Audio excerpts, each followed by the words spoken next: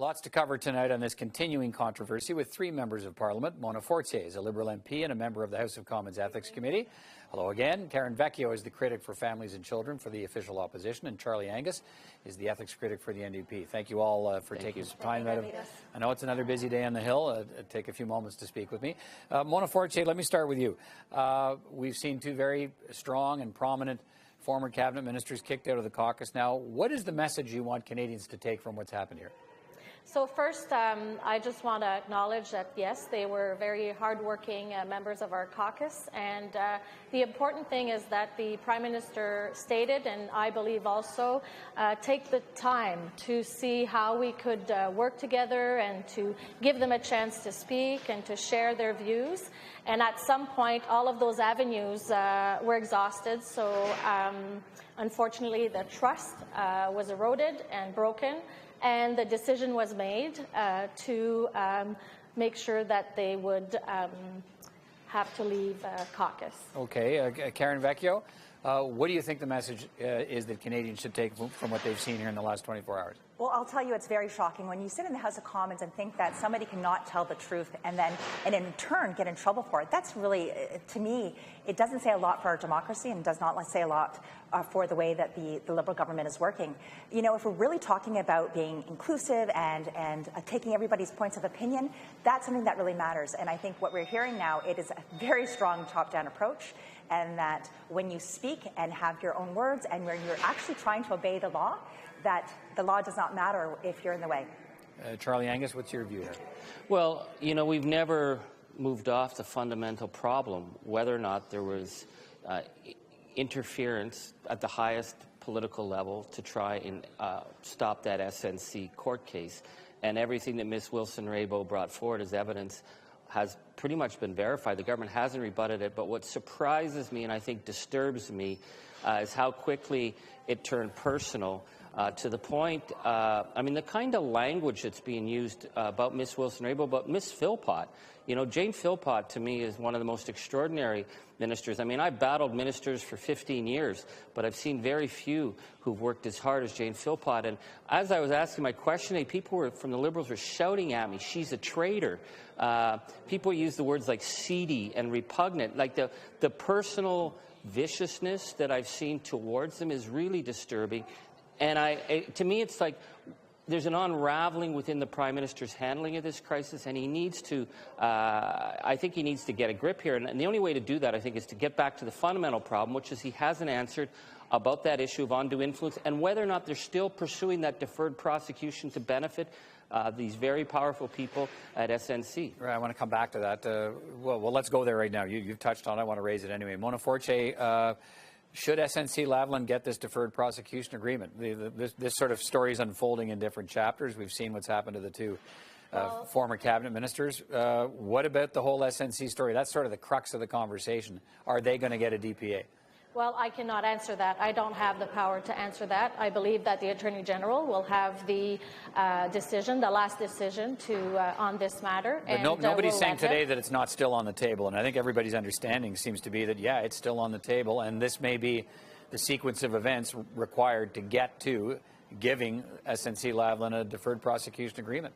Oh, I understand. It's a really good question. I cannot do anything about it at this time as a member of Parliament, but I know the Attorney General will be looking at it and will make a decision. And I also believe that on the other matter where there are other views that are being, study that is being done by the Ethics Commissioner, that he will be looking at the matter. And also, I believe the Justice Committee has received more information. So I know that this is going to continue to finish with, hopefully, we can concentrate on the program that we have and the budget that is presently presented. Karen Vecchio, do you think this is headed? This is laying the groundwork for a deferred prosecution agreement for SNC-Lavalin.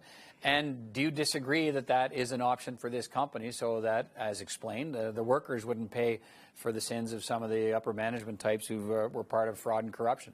You know, I understand the reasoning for the DPA and I understand what role it is there, but I also think we have to look at the eligibility.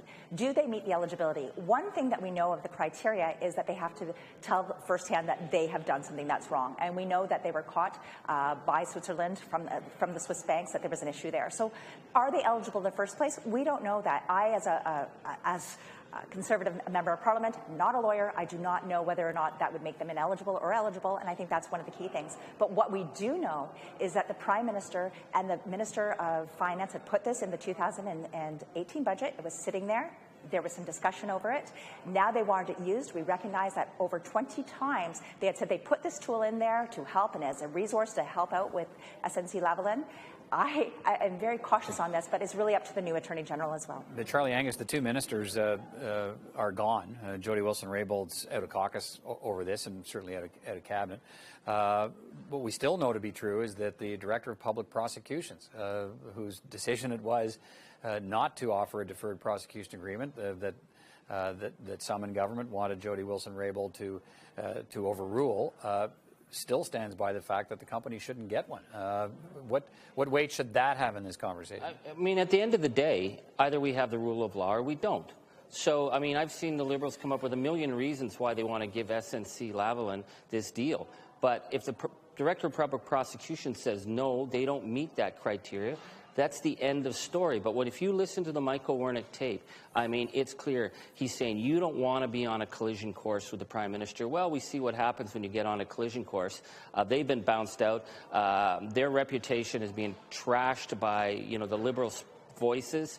And Wernick says the Prime Minister is determined to get this done one way or the other. Well, that deferred prosecution is on the table still. And I think this is a question is how far is Justin Trudeau willing to go to burn through his credibility as the Prime Minister for openness, the damage he did with Daughters from the Vote today, his damage in the Indigenous communities is enormous, to push this SNC deal through, and that will still then put us up before the OECD anti-bribery unit. So I would have thought Justin would have walked away from that, but apparently not. They're still pushing this deferred prosecution to help SNC at enormous political costs to him and his caucus. Mona Fortier, what do you think, having these two former ministers that kicked out of caucus, lots of criticism today and questions today about the Prime Minister's feminist credentials. What does that do to Justin Trudeau's feminist credentials? What weight do you think people should give it?